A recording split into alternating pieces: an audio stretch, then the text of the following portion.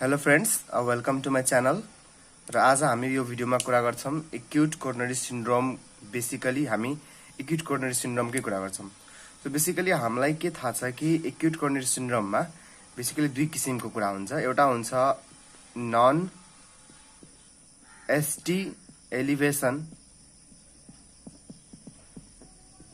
र अर्को हुन्छ एसटी एलिभेसन। हेर्नुस्, यानी कि यस्तो कन्डिसन्सहरु जहाँ एसटी एलिभेसन हुँदैन र यस्तो कन्डिसन जहाँ चाहिँ एसटी एलिभेसन हुन्छ। अब यो नन एसटी एलिभेसनमा बेसिकली दुईटा कुरा पढ्न जान्छ। त्यो दुईटा कुरा के हो त? एउटा तपाईले भयो अनस्टेबल एन्जाइना र अर्को कुरा तपाईले भयो non ST elevation myocardial infarction, यानी कि non ST elevation myocardial infarction. र एसटी एलिभेसनमा एउटा कुरा पढ्न जान्छ, that is ST elevation myocardial infarction. ठीक छ।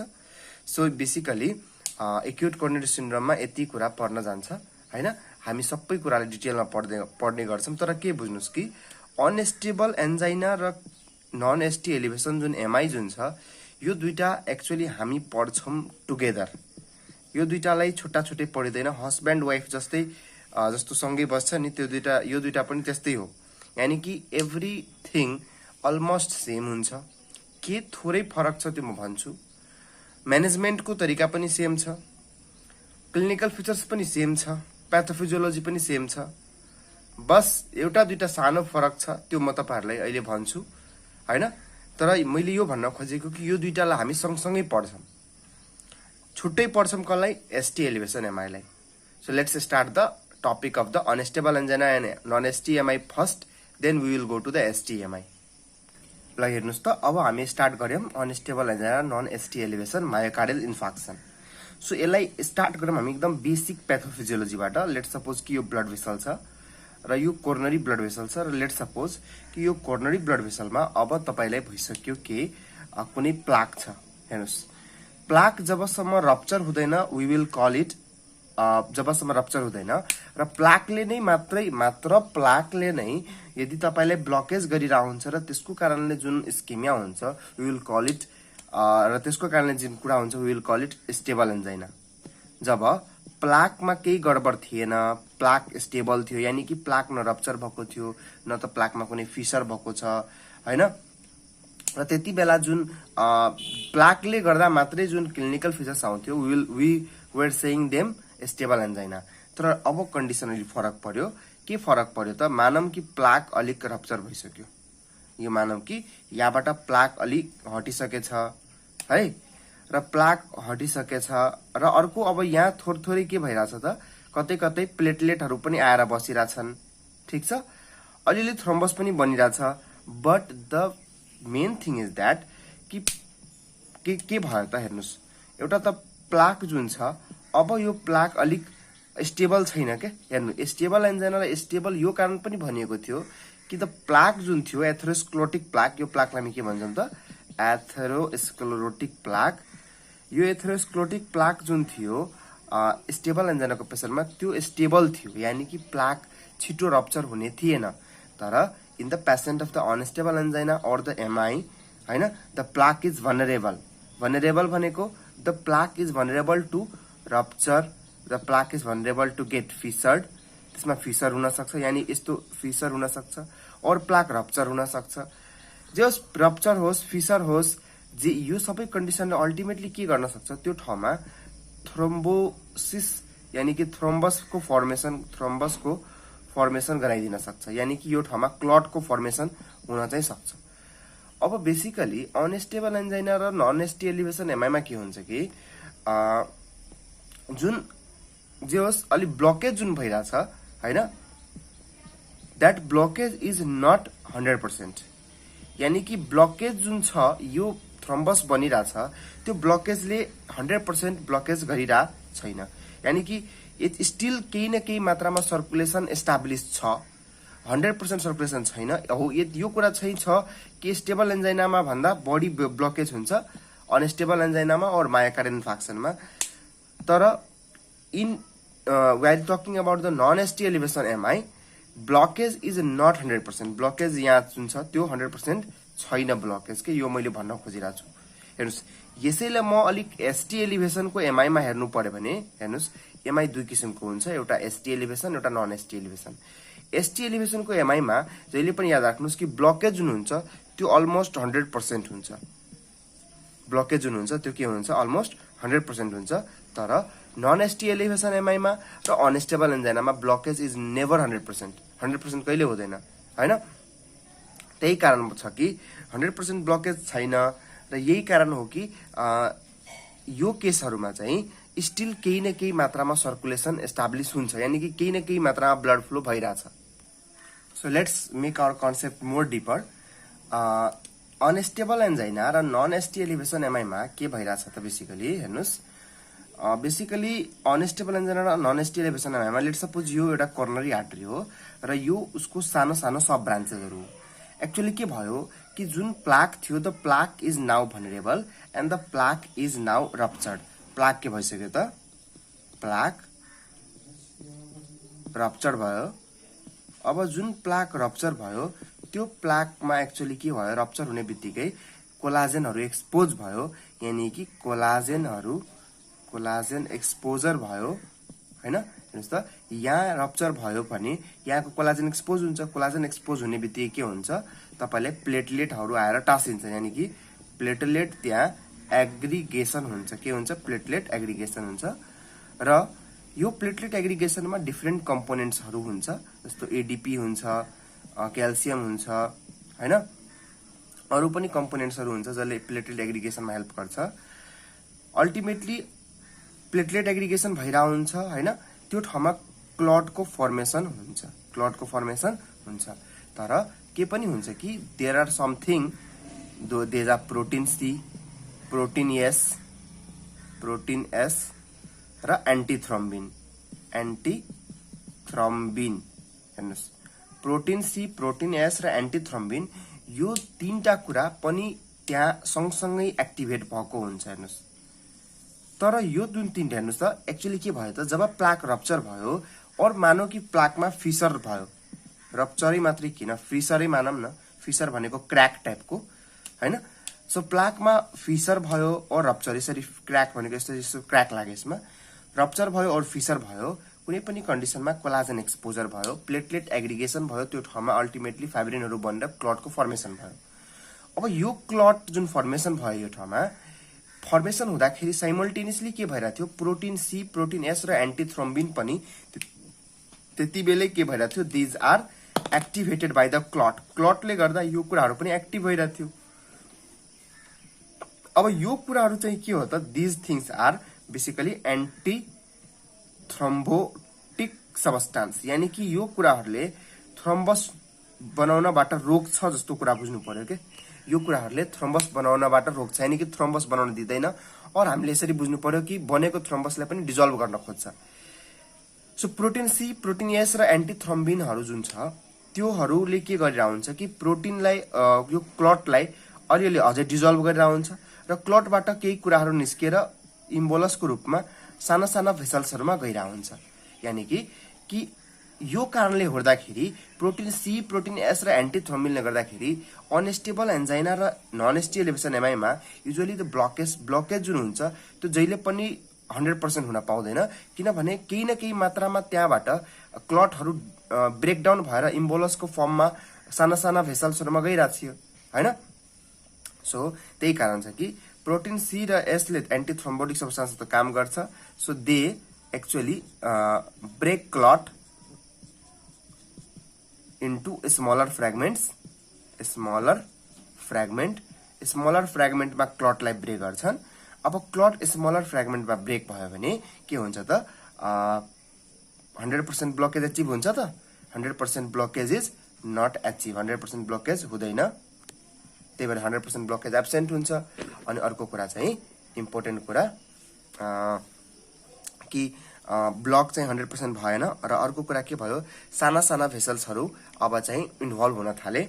इम्बोलसले साना साना भेसल्सहरुमा गएर के गर्न थाल्छन् तपाईले अक्लुड गर्न थाल्छन्।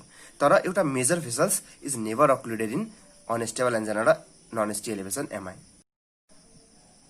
सो मैले जुन अहिले भने कि यहाँ के छ कि थ्रोम्बोलाइसिस जुन प्रोसेस छ यानी कि थ्रोम्बसको लाइसिस गर्ने प्रोसेस छ त्यो अलरेडी स्टार्ट भइसकेछ हैन, र ब्लकेज जुन छ त्यो ब्लकेज 100% छैन, ब्लकेज पनि 100% छैन, थ्रोम्बोलाइसिस पनि स्टार्ट भइसकेछ। कसरी स्टार्ट भयो?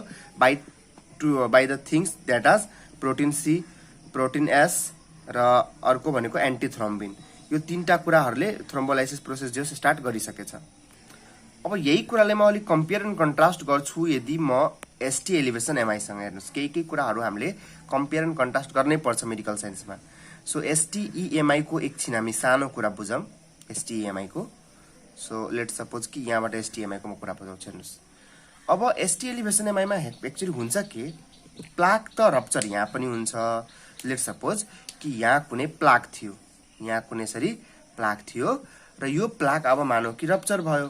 के भयो त? Plaque rupture. लेट सपोज यो प्लाक यसरी रप्चर भयो यो ठाउँमा, प्लाक रप्चर भयो र यहाँ के भयो कि मान्छेमा अब लेट सपोज कि यो मान्छे स्मोकर छ, और लेट सपोज कि यो मान्छे एउटा डायबिटिक मेलेटस छ, और लेट सपोज कि यो पर्सन हाइपरटेन्सिभ छ भनेपछि अल्टिमेटली यो कन्डिसन्सहरू आउँदाखेरि के हुन्छ कि यो मान्छेहरूको बडी जुन हुन्छ नि त्यो अलिक थ्रोम्बस बन्नेमै फेभर गर्छ क्या।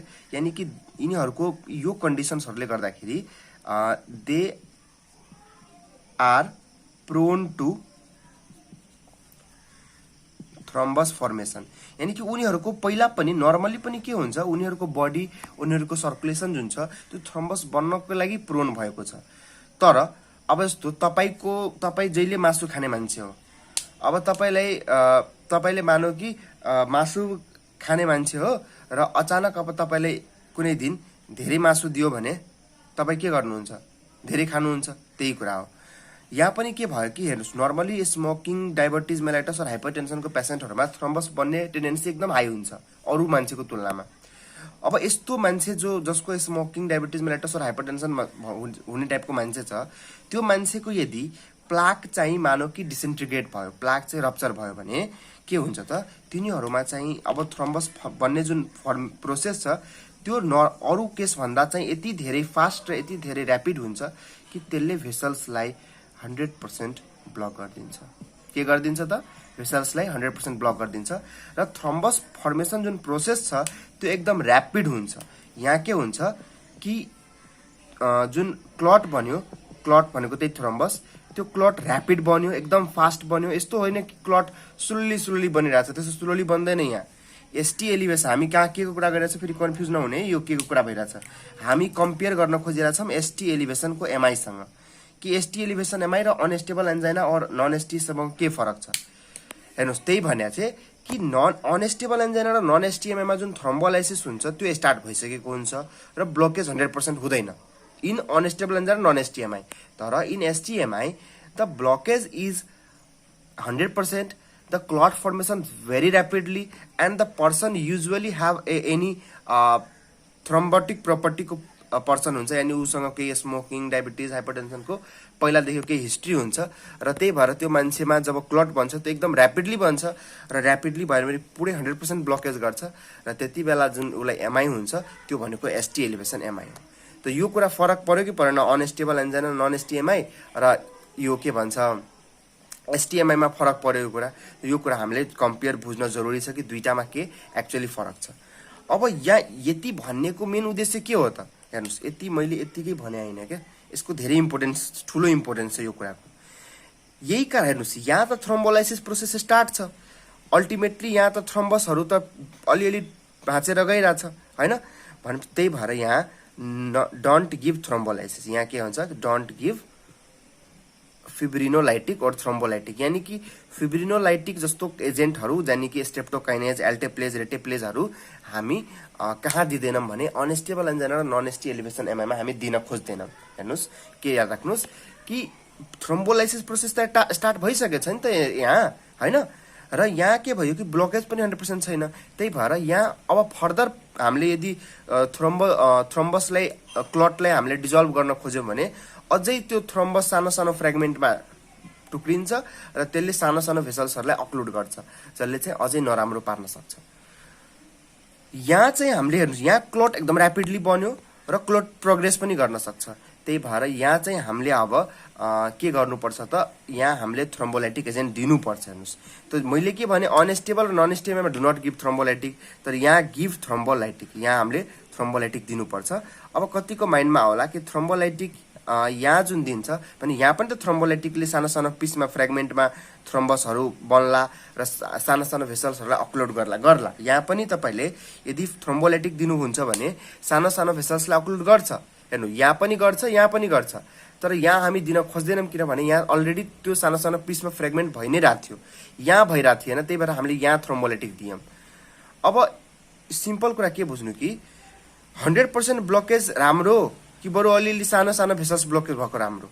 त सिम्पल कुरा छ कि सानो सानो भेसल्स ब्लक हुनुभन्दा राम्रो त सानो सानो भेसल्स बरु ब्लक होस् तर 100% मेन भेसल ब्लक नहोस्, हो कि होइन? हेर्नुहोस्, मेडिकल साइन्समा जे पनि कुरा बेनिफिट र लसको माथि मात्रै छ कुरा के, कुनमा बढी लस छ। हेर्नुहोस्, तपाईँले यदि यहाँ फिब्रिनोलाइटिक दियो भने यहाँ अझै धेरै सानो फ्रेगमेन्टहरू अझै त्यहाँ क्लट डिजल्भ हुन्छ र यति धेरै क्लट डिजल्भ हुन्छ कि त्यसले अलमोस्ट सबै सानो भेसल्सहरूलाई अक्लुड गर्न सक्छ in case of unstable angina non STEMI. त्यही भएर हामीले यहाँ थ्रोम्बोलाइटिक कुराहरू दिएनौँ, चाहे फिब्रिनोलाइटिक कुराहरू दिएनौँ। तर इन द के भन्छ एसटी एलिभेसन एमआई यहाँ के छ कुरा कि यहाँ थ्रोम्बोलाइटिक प्रोसेस जुन छ त्यसले जुन नर्मल थ्रोम्बोलाइटिक प्रोसेस हुन्छ बडीकै त्यसले चाहिँ क्लटलाई डिजल्भ गर्न सकिरहेको थिएन। त्यही भएर हामीले बाहिरबाट थ्रोम्बोलाइटिक दियौँ। यहाँ पनि थ्रोम्बोलाइटिक दिए भने यहाँ पनि के हुन्छ, त्यो सानो सानो टुक्राहरूमा अब यो क्लटहरू त सानो सानो टुक्राहरूमा जान्छ, तर सानो सानो टुक्रामा गए पनि जो लार्ज आर्टरीको त ब्लकेज हट्छ नि त। मैले भन्नको कुरा त्यही हो क्या। त्यही भएर यहाँबाट थ्रोम्बोलाइसिस दिने, यहाँ थ्रोम्बोलाइसिस दियो भने लार्ज आर्टरीको ब्लकेज 100% हट्छ र त्यो धेरै रिलिफ हुन्छ रादर देन कि सानो सानो भेसल्सको ब्लक, होइन?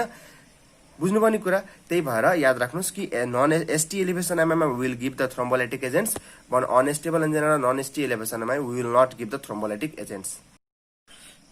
लेट्स स्टार्ट कि अब अनस्टेबल एन्जाइना र नन एसटिएमआईको हामी मेन कुराहरू यही दुईटाको कुरा गर्छौँ अब हामी, होइन? अलि हामीले बिचमा कम्पेयर कन्ट्रास्टहरू पनि गऱ्यौँ एसटी एलिभेसनको एमआईसँग। याद राख कि जहिले पनि यदि ब्लकेज 100% छ भने वी विल गेट द, हेर्नुहोस्, अनस्टेबल एन्जाइना र नन एसटी एलिभेसन एमआईमा एक्चुअली के छ कि ब्लकेज इज नट 100% छैन। ब्लकेज 90% होला, 95% होला। यस्तो केसहरूमा के हुन्छ, जहिले पनि जुन इसिजी हुन्छ त्यसमा चाहिँ हामी एसटी एलिभेसन हुँदैन, यानि कि एसटी एलिभेसन इज एब्सेन्ट। के चाहिँ हुन सक्छ, बरु हुन सक्छ there will be ST depression, बरु के हुन सक्छ, एसटी डिप्रेसन हुन सक्छ, एसटी एलिभेसन चाहिँ हुँदैन। तर यदि ब्लकेज 100% छ भने त यो ब्लकेज 100% भनेको त एसटिएमआईमा हो, त एसटिएमआईमा त के हुन्छ, ब्लकेज 100% हुन्छ। त्यही भएर यहाँ चाहिँ के हुन्छ, एसटी एलिभेसन मात्रै प्रेजेन्ट हुन्छ, एसटी एलिभेसन के हुन्छ, प्रेजेन्ट हुन्छ। ठिक छ। सो ठिकै हो, केही छैन। मैले यो तपाईँले सानो कन्सेप्ट दिएको, म इसिजीको कुरा चाहिँ छुट्टै गर्ने नै छु। अहिले हामी चाहिँ अब यसको मेन क्लिनिकल फिचर्सहरूतिर जाउँ।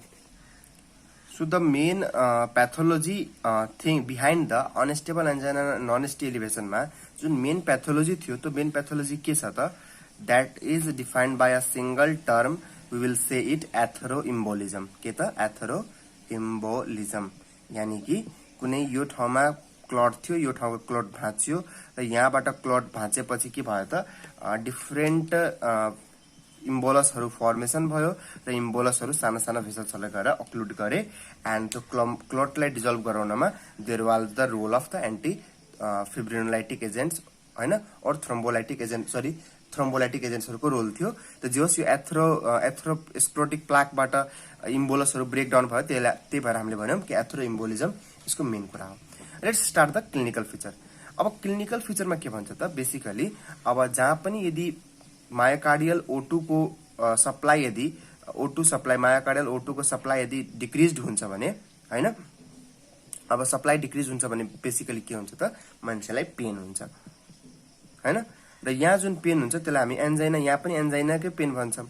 अब हेर्नुहोस् त, के भन्छ कि यहाँ जुन एन्जाइना पेन हुन्छ, नर्मली स्टेबल एन्जाइनामा जुन एन्जाइनल पेन थियो that was lasting for hardly 10 minutes, तर इन अनस्टेबल एन्जाइना र नन एसटी एलिभेसन एमआईमा द पेन हुन्छ त्यो बेसिकली चाहिँ यहाँ पनि अब सेन्ट्रल चेस्ट पेन हुन्छ हैन। यहाँ पनि के छ त सेन्ट्रल चेस्ट पेन हुन्छ जुन कि डिफ्युज नेचरको छ, यानी कि उसले लोकलाइज गर्न सक्दैन मलाई कुन एरिया अफ चेस्टमा पेन भइरहेछ। अर्को चाहिँ पेनको टाइपको गर्नु पेनको जुन किसिम भन्नु पर्दा हैन नेचर भन्नु पर्दा compressing crushing type of pain type happiness type of pain हुन्छ हैन। कम्प्रेस उसलाई लाग्छ मेरो चेस्टलाई कसैले कम्प्रेस गरिरहेछ और ह्याप्पीनेस जस्तो फिल भइरहेको हुन्छ, और कसैले क्रस गरिरहेछ उसको चेस्टलाई त्यस्तो टाइपको फिल हुन्छ हैन। सो पेनको टाइप पनि बुझ्यौं, सेन्ट्रल चेस्ट पेन डिफ्युज हैन।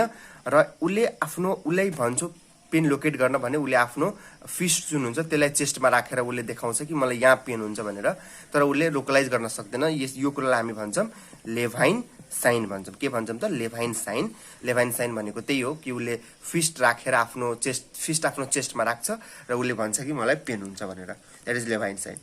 र अर्को कुरा कि यो जुन पेन हुन्छ that last for greater than 10 minutes and almost यो पेन 20 मिनटसम्म प्रसिस्ट गर्छ, यानी कि 20 मिनटसम्म यो पेन प्रसिस्ट गर्न सक्छ, 20 मिनटसम्म हैन। र 20 मिनटसम्म प्रसिस्ट गर्यो भने that is now unstable angina और नन एसटी एलिभेसन एमआई। यदि 30 मिनट भन्दा पनि एक्सिड गर्यो भने, यदि पेनको ड्युरेसन यदि 30 मिनट भन्दा एक्सिड गर्यो भने that is now ST elevation MI. यदि 30 मिनट भन्दा पनि पेन बढी जान्छ भने त्यसलाई हामी एसटी एलिभेसन एमआई भन्छौं। तर जो 10 to 20 मिनटसम्म जान्छ भने we will call it unstable angina और नन एसटी एलिभेसन एमआई भन्छौं। सो हामीले यहाँ जुन पेन हुन्छ त्यो pain occur at the time of rest, यानी कि रेस्टको टाइममा पेन अकर हुन सक्छ।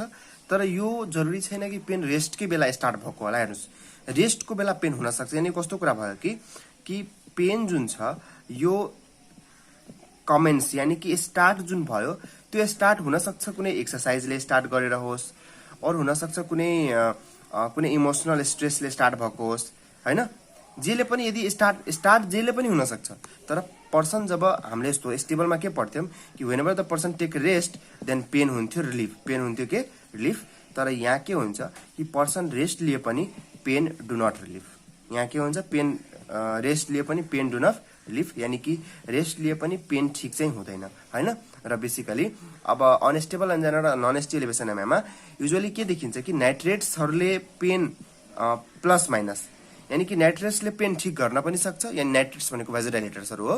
सो त्यो नाइट्रेट्सहरु दिए भने पेशेन्टहरुलाई पेन ठीक पनि हुन सक्छ, ठीक नहुन पनि सक्छ।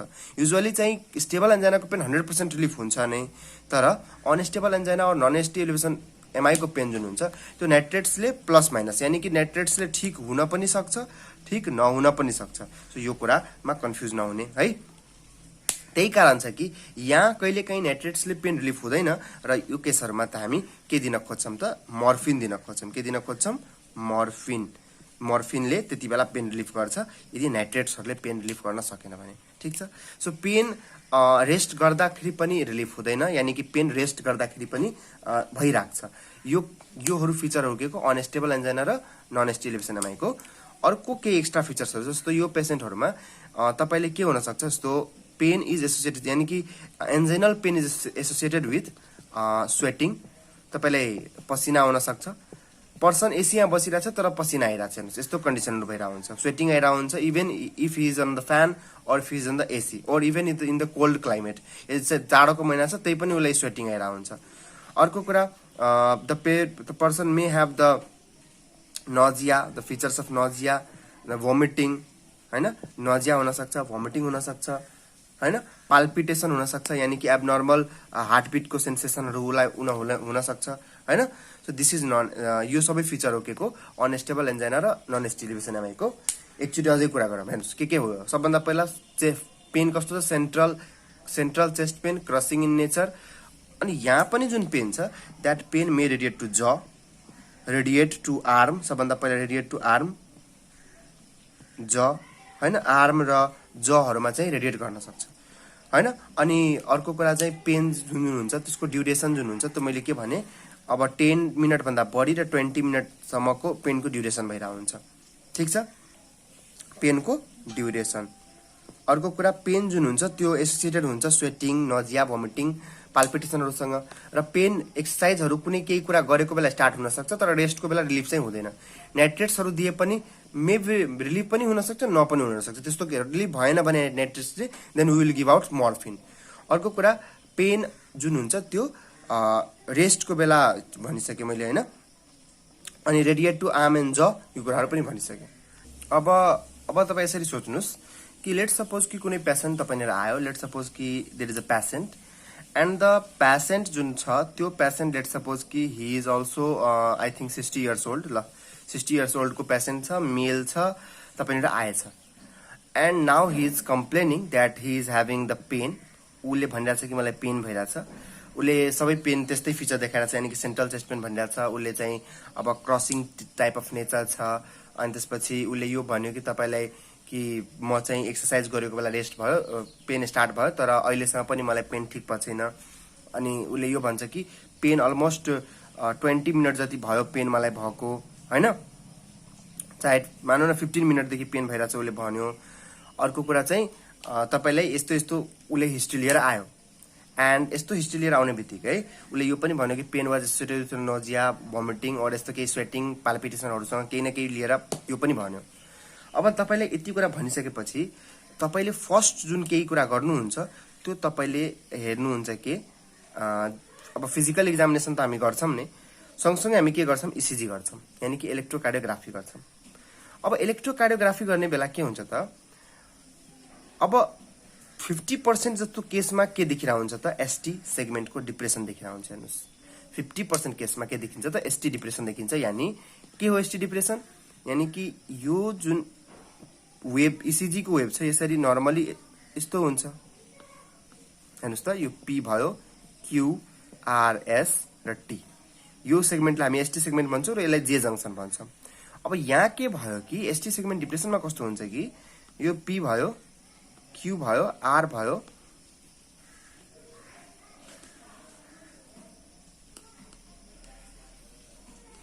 यस्तो यस्तो देखिरहेछ। हेर्नुस् त यस्तो देख्नु भनेको के हो यो एसटी सेगमेन्टको डिप्रेसन हो। एसटी सेगमेन्टको डिप्रेसन हो यो एसटी सेगमेन्ट हुनु त यो एसटी सेगमेन्ट तल गएको छ कि छैन हो। यो एसटी सेगमेन्ट तल जानु भनेको एसटी सेगमेन्टको डिप्रेसन हो र यो एसटी सेगमेन्टको डिप्रेसन देखिन्छ 50% केस अफ केस यदि पेशेन्ट कति बेला देखिन्छ यदि पेशेन्ट अनस्टेबल एन्जाइनाको छ और नन एसटी एलिभेसन एमआई को छ त्यति बेला देखिन्छ। हेर्नुस् एसटी एलिभेसन एमआई मा जहिले पनि कहिले पनि एसटी डिप्रेसन देख्दैन भनेपछि तपाईले यदि ईसीजी मा एसटी डिप्रेसन देख्नु भयो भने तपाईको एउटा कुरा त रुल आउट भइसक्यो कि यो मान्छे जस एसटी एलिभेसन एमआई को मान्छे छैन किनभने तपाईले ईसीजी मा के छ एसटी डिप्रेसन छ र ईसीजी आउन टाइम पनि लाग्दैन। सो ईसीजी को रिपोर्ट एकदम फास्ट आउँछ त्यसैले टेन्सन छैन। 25% केसमा तपाई के देख्नुहुन्छ टी इन्भर्सन यानी कि टी इन्भर्सन भनेको के भयो त यो म अर्को फिगरबाट बुझाइदिरा छु। सो टी इन्भर्सन बुझौं है। यस्तो हेर्नुस् त टी वेभ यहाँ के छ इन्भर्ट भएको छ। सो यो हो टी इन्भर्सन। सो 25% केसमा टी इन्भर्सन पनि देखिन सक्छ र पेशेन्ट यदि युजुअली अब टी इन्भर्सन पनि देख्यो भने हामी बुझ्नुपर्छ कि अनस्टेबल छ कि त नन एसटी एलिभेसन एमआई छ र 25% केसमा त नर्मली देखिन्छ ईसीजी। 25% केसमा ईसीजी नर्मल पनि आइदिन सक्छ। सो अब नर्मल आयो भने हामी अर्को कुरा हेर्छौं तर जे होस् यति कुरा हेरेर जे 75% केसमा केही न केही त फाइन्डिङ आउँछ यानी कि either the patient will have the ST depression और द टी वेभ इन्भर्सन। जे होस् यति यो फाइन्डिङले मात्रै हामी के भन्न सक्छौं कि पेशेन्टलाई अनस्टेबल एन्जाइना छ कि एटलिस्ट हामी यो भन्न सक्छौं कि पेशेन्टलाई एसटी एलिभेसन को एमआई चाहिँ छैन भनेर भन्न सक्छौं है। हामीले यति कुरा चाहिँ भन्न सक्छौं एसटी एलिभेसन एमआई छैन र अब एसटी एलिभेसन एमआई छैन भने एउटा कुरा के याद राख्नुस् there is no need to get in hurry. एकदम धेरै हतारमै केही गर्नुपर्ने अवस्था अहिले छैन। हामीले आरामले ट्रिटमेन्ट स्टार्ट गर्दा हुन्छ किनभने अब एसटी एलिभेसन एमआई छैन जुन कि धेरै इमर्जेन्सी कन्डिसन हुन्छ। सो एसटी एलिभेसन एमआई को कन्डिसन छैन हामीले याद राख्यौं कि त अनस्टेबल होला कि त नन एसटी एलिभेसन एमआई होला। सो कसरी ट्रिटमेन्ट प्रोटोकल भयो कि first you take the history. फर्स्टमा त हामीले हिस्ट्री लियौं। हिस्ट्रीबाट we suspect that the patient have the angina हैन र बेसिकली हामीले हिस्ट्रीको ड्युरेसनहरूबाट यताउतिबाट हामीले सस्पेक्ट पनि गरेको थियौँ unstable angina non ST elevation MI हामीले सस्पेक्ट पनि गरेको थियौँ। ल हामीले यो पनि सस्पेक्ट गरेको थियौँ, तर हामीले सस्पेक्ट गरेर त मात्रै हुँदैन, हामीले एसटी एलिभेसन एमआईलाई पनि त रुल आउट गर्नुपर्छ। यो रुल आउट कति बेला भयो, जब हामीले मान्छेले गर्यो इसिजी। इसिजी गर्ने बित्तिकै यो के भयो, यो कन्डिसन चाहिँ रुल आउट भइसक्यो, यानि कि यो चाहिँ छैन भनेर हामीले भनिसक्यौँ। अबको हाम्रो काम के भयो त, यति भइसकेपछि we get very very confirm कि it is either unstable angina और it is either non ST elevation MI. हामी यति कुरामा त पुरै स्योर भइसक्यौँ कि एटलिस्ट यो दुईटा कुरा छ।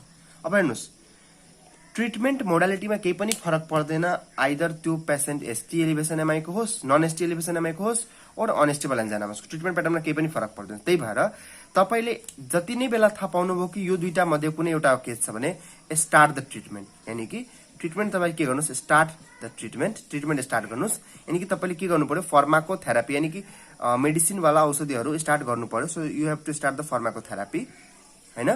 र त्यति नै बेला के गर्नु पर्यो, सेन्ड कार्डियक बायोमार्कर तपाईँ के गर्नुहोस्, सेन्ड गरिदिनुहोस्।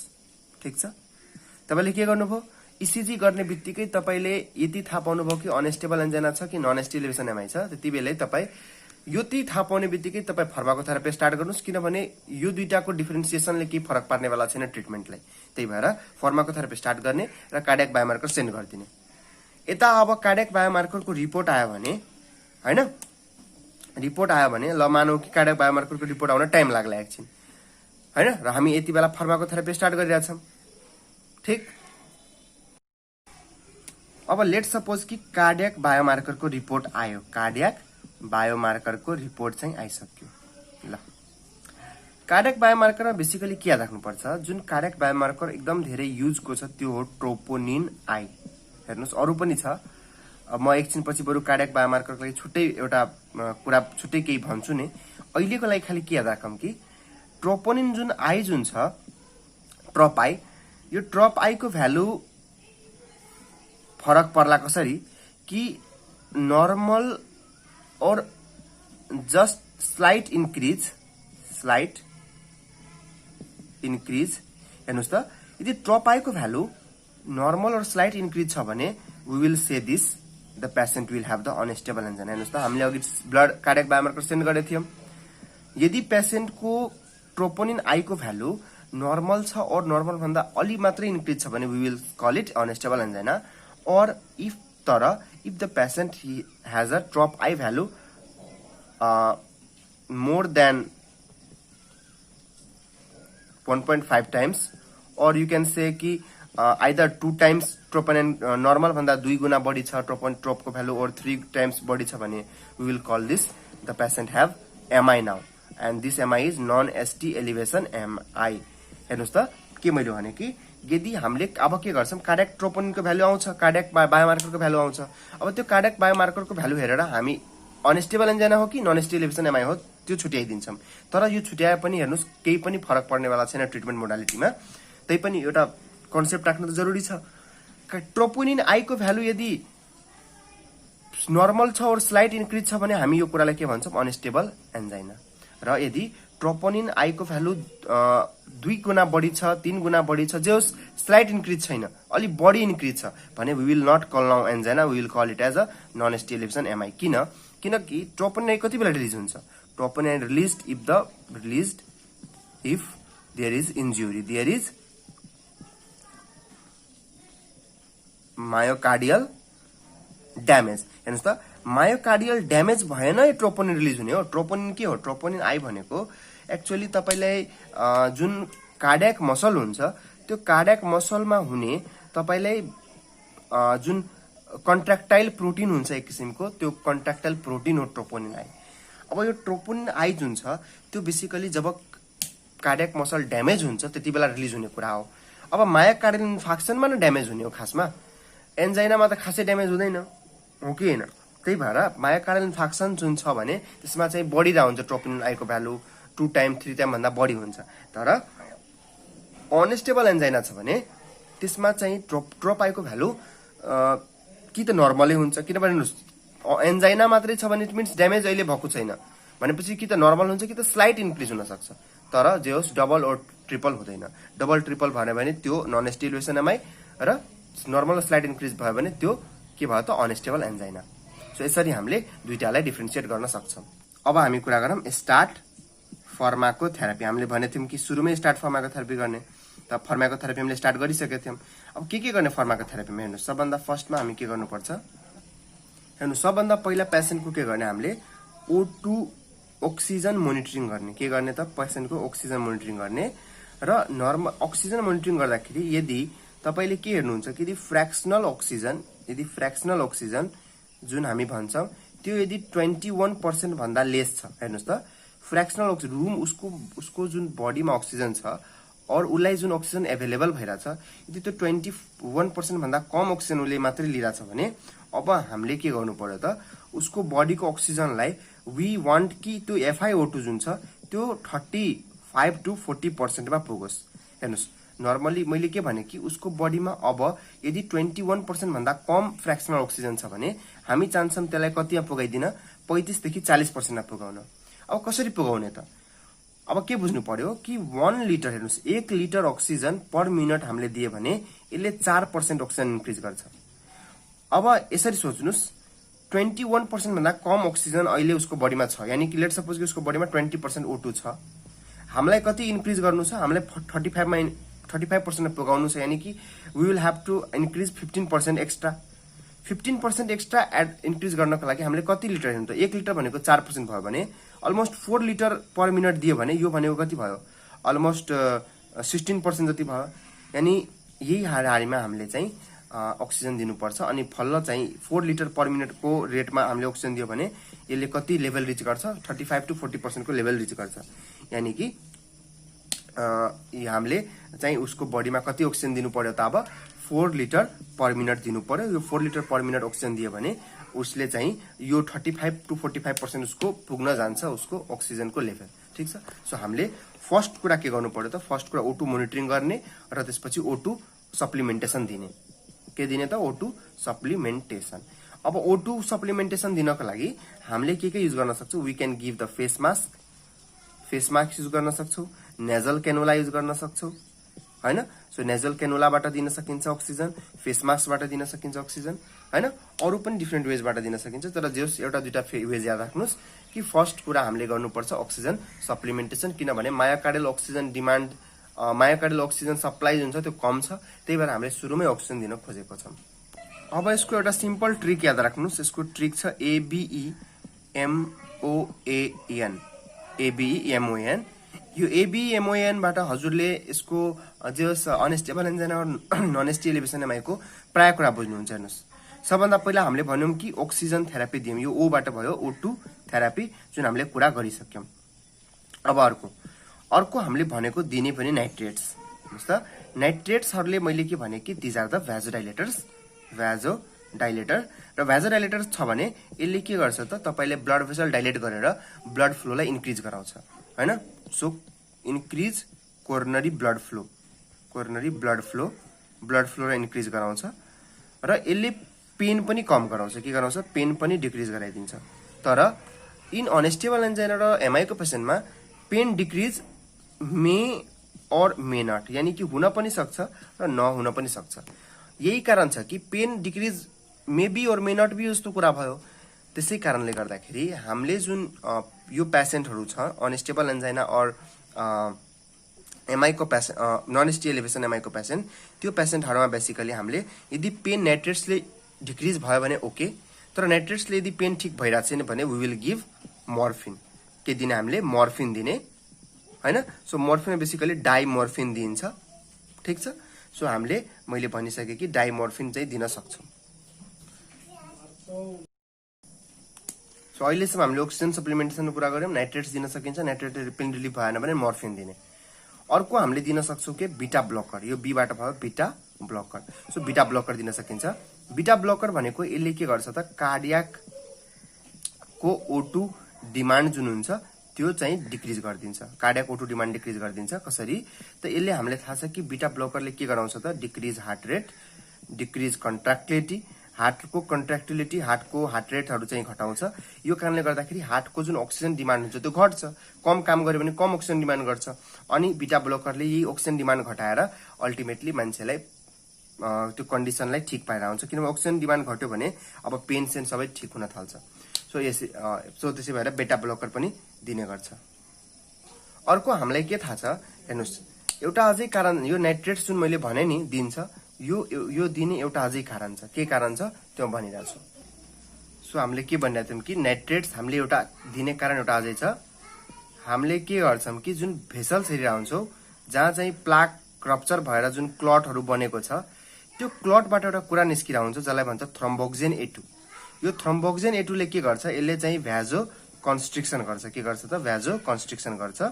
र यो भ्याजो कन्स्ट्रिक्सन जुन भयो त्यसले एडेड प्रब्लम ल्याउँछ। त्यो त अब यो त एक्स्ट्रा कुरा भयो नि, देख त प्लाकहरूले गर्दाखेरि प्रब्लम आइ नै रहेछ।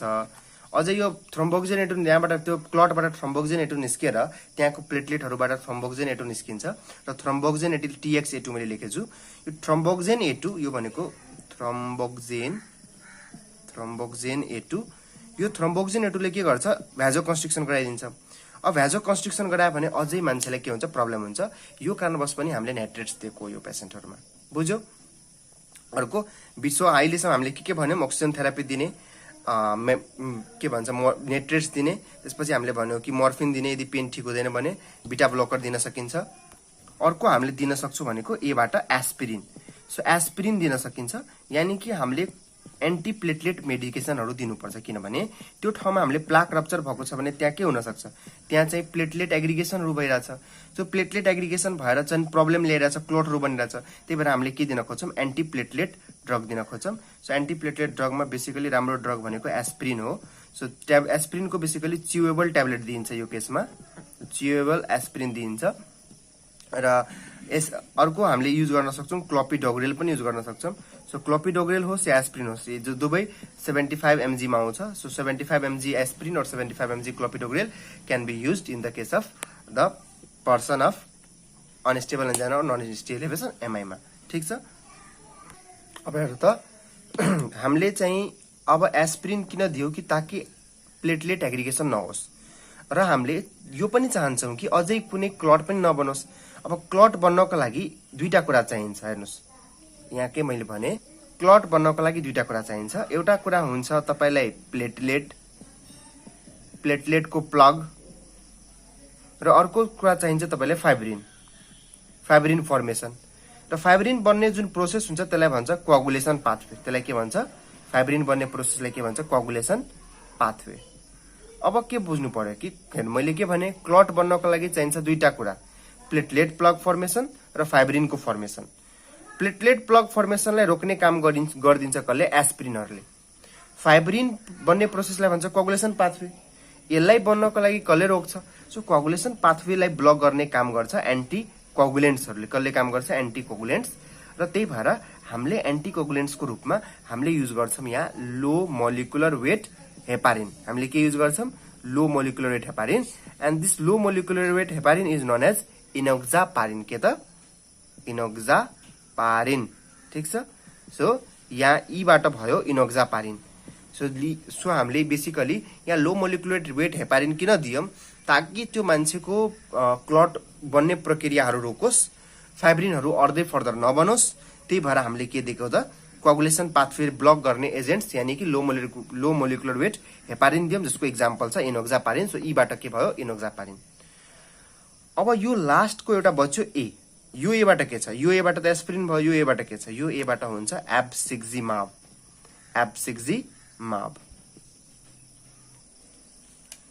So we are talking about the एब्सिक्जिमाब।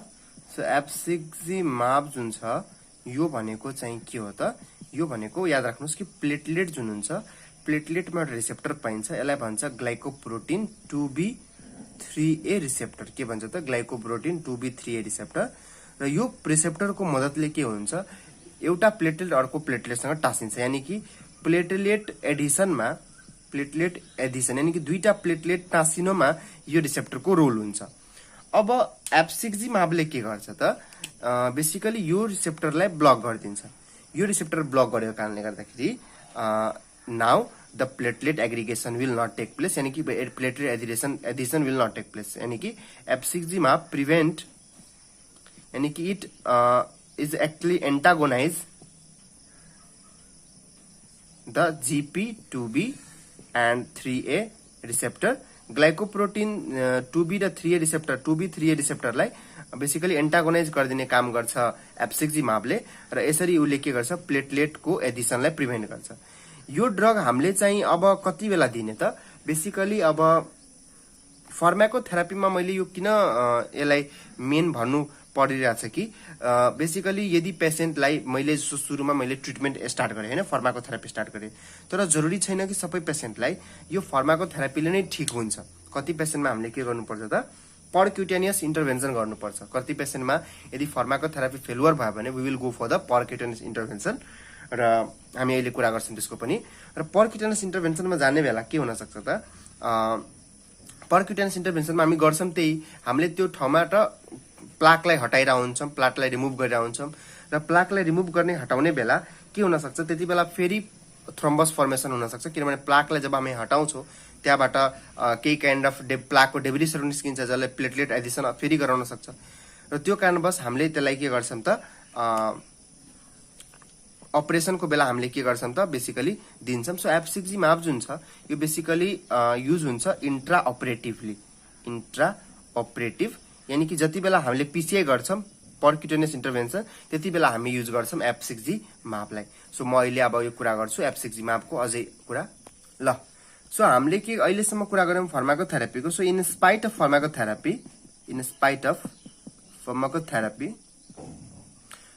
फार्माकोथेरापी दियौँ, तर तापनि के भयो कति पेसेन्ट्सहरूमा हामीले के हेरौँ कि SpO2 जुन छ त्यो घटि नै रहेछ। Still there is a ST depression in the ECG, still ECG के देखिरहेछ ST डिप्रेसन देखिरहेछ ECG मा। र अर्को कुरा BP जुन छ त्यो पनि फल भइरहेछ, र पेसेन्टको हामीले लङमा एस्कल्टेट गर्दाखेरि लङ्सतिर एस्कल्टेट गर्दाखेरि हामीले के पायौँ कि देयर इज एक्चुअली लङ्स जुन छ यो लङ्सको यो बेजल रिजन जुन छ यो तल्लो रिजन, यो बेजल रिजनमा हामीले पाइरहेछौँ क्रेप्ट्स, हामीले के पाइरहेछौँ क्रेप्ट्स पाइरहेछौँ, बेसिकली फाइन क्रेप्ट्स पाइरहन्छौँ। अब यो बेजल लङ्सको जुन तल्लो रिजनमा हामीले यदि बेजल क्रेप्ट्स पाइरहेछौँ, SpO2 सेचुरेसन घटिरहेछ, ब्लड प्रेसर डिक्रिज भइरहेछ, ST डिप्रेसन स्टिल देखिरहेछ, लङ एस्कल्टेट गर्दा फाइन क्रेप्ट देखिन्छ, यो सबै कुराले के इन्डिकेट गर्छ कि हाम्रो ट्रिटमेन्ट फेल भइसक्यो, यानी कि के इन्डिकेट गर्छ there is treatment failure, treatment fail भइरहेछ भनेर यसले इन्डिकेट गरिरहेछ है। सो अब यो कन्डिसनहरू देखिरहेछ भने हामीले बुझ्नुपर्छ कि ट्रिटमेन्ट फेल भइरहेछ, र यस्तो केसमा जब ट्रिटमेन्ट फेल भइरहेको हुन्छ we will go for the percutaneous intervention. So we will go for the percutaneous intervention, र यो परक्युटेनियस इन्टरभेन्सनलाई हामी भन्छौँ delayed percutaneous intervention, delayed PCI भन्छौँ इन्टरभेन्सन, ठिक छ। सो हामीले बेसिकली यहाँ गर्ने भनेको डिलेड परक्युटेनियस इन्टरभेन्सन गर्ने हो, र बेसिकली यो डिलेड परक्युटेनियस इन्टरभेन्सनमा गर्ने भनेको त्यही जस्तो हो जुन हामीले भन्यौँ नि कि फेमोरल आर्टरीबाट हामीले क्याथेटर पास गर्छौँ, क्याथेटर पास गरेर हामीले चाहिँ हार्टमा जहाँ चाहिँ ब्लकेज हुन्छ त्यो ब्लकेजवाला ठाउँमा वायर जान्छ, र यो वायरले के गर्छ यहाँ चाहिँ बेलुनको इन्फ्लेसन र डिफ्लेसन हुन्छ, र अल्टिमेटली इन्फ्लेसन डिफ्लेसन भएर यसले के गर्छ त त्यो प्लाक र क्लटहरू हुन्छ त्यो सबै डिस्ट्रोय हुन्छ, यानी कि प्लाकहरू सबै हट्छ, र प्लाकहरू सबै हटेर अल्टिमेटली के हुन्छ त अल्टिमेटली त्यहाँ स्टेन्ट एउटा हालिन्छ, मेटालिक स्टेन्ट हालिन्छ। यो कुरालाई मैले चाहिँ फर्स्ट भिडियो स्टेबल एन्जाइनाको भिडियोमा राम्ररी भनिदिएको छु।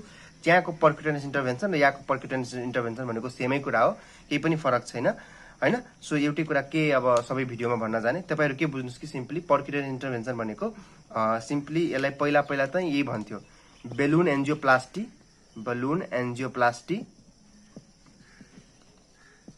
विथ स्टेन्ट लाई नै हामीले परक्युटेनियस इन्टरभेन्सन भन्छौँ। यहाँ चाहिँ अलि ढिलो गर्यो त्यही भएर यसलाई डिलेड परक्युटेनियस इन्टरभेन्सन गरियो भनियो हैन।